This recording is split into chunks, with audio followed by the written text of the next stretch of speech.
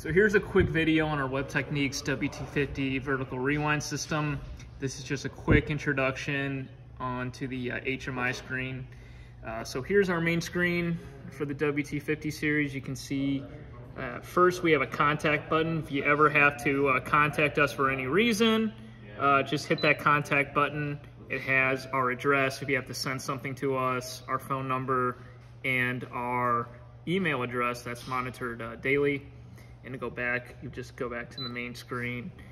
And with this system, we have a tension roller on it.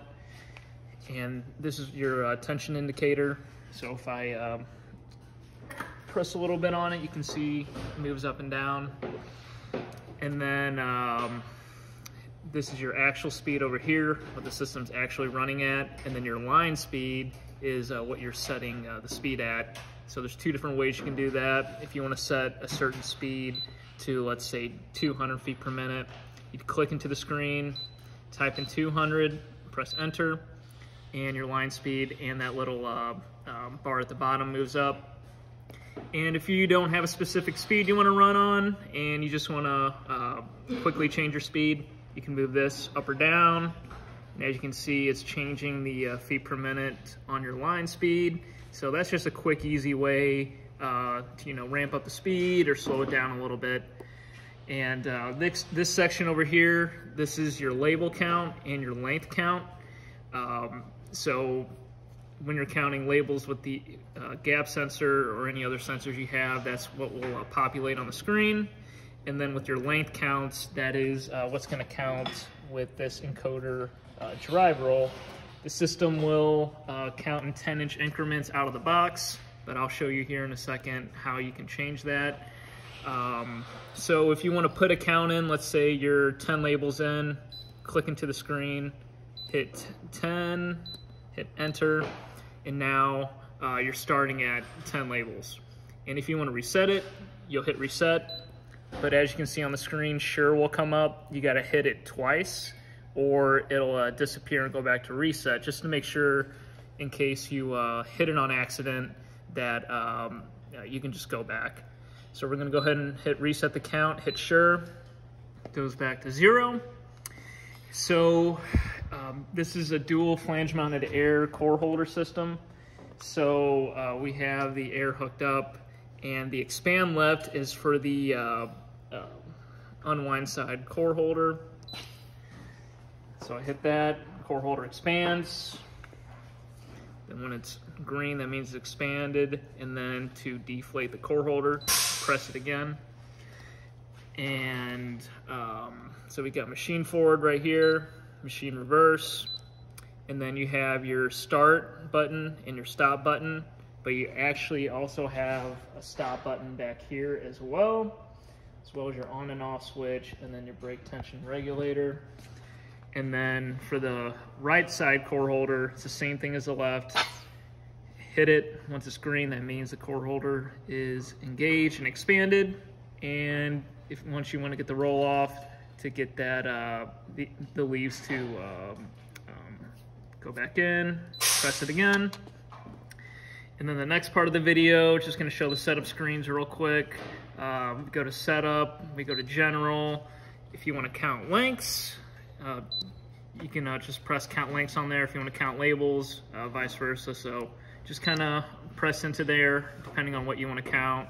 Right here is your preset stop disabled, preset stop enabled, so you can see it's green when it's enabled and not when it's disabled. And then your standard sensors, if you're counting standard and clear. In this situation, we have our standard quad count option and our clear label quad count option. So to switch between those sensors, you would just press between these two depending on what you're counting. And then missing label detection, this is where you enable it or disable it. So you would just press on there like that. If it's green, it's enabled. If it's not, just turn it off like that. In this case, there's also a short label option, but we're not going to go through that portion here. And then for your acceleration, deceleration setup, you press into there. The system comes standard at 2 and 2, but you can set it to what you want. but this is what we start the systems with out of the box. So you can change that there, go back to setup, go back to general. If you have splice detection on the system, which this system does, that's where you will turn it off and on. It's the same thing. If it's green, it's enabled. Blue, it is not. Go back to setup, go to advanced, and that's when you go to a password screen. And out of the box, it is 1, 2, 3, 4. So you just hit into where the asterisks are. 1, 2, 3, 4. Enter. With this system is a quadrature count system. So quad count will always be enabled. If you don't have quad count, you can turn it off. But in this situation, we're keeping it on since we have quad count. And then if you want to change from standard units to metric units, it's just easy as a click of the button. So we'll go back to setup, and then if we hit label, this is where you will set up your label for missing label detection. So your label inches is, let's take a look here. It's gonna be from right here at the edge of the label all the way to this end, and then your gap would be from the start of the gap to the end of the gap right there. And that's where you will have to actually measure your labels and actually input your units. So you just type on the screen, type in what it is, and then this is where you can actually set up your slowdown count, your preset A and your preset B, which is your final count. So you do not have to use the presets, but if you were to use the presets, this is where you would do that. And if we go back to setup, and if you want to count in lengths, you can count in lengths as well. And this is where you can change your presets as well as your length counting increments. It comes out of the box in 10-inch increments, but sometimes you might want to count in feet, 12 inches, you can do that. But out of the box, it'll be 10, and that's where you would do that. And then your slowdown count, final count, those are your presets if you are counting in length count and not with your sensors. Go back to setup, and then if we go to our web path here, this just kind of shows you the correct web path for the system. It is crucial to have the correct web path, especially making sure you have the web path going through this encoder drive role to properly have the system run. And then go ahead and hit setup. Last thing really is your jog reverse, jog forward.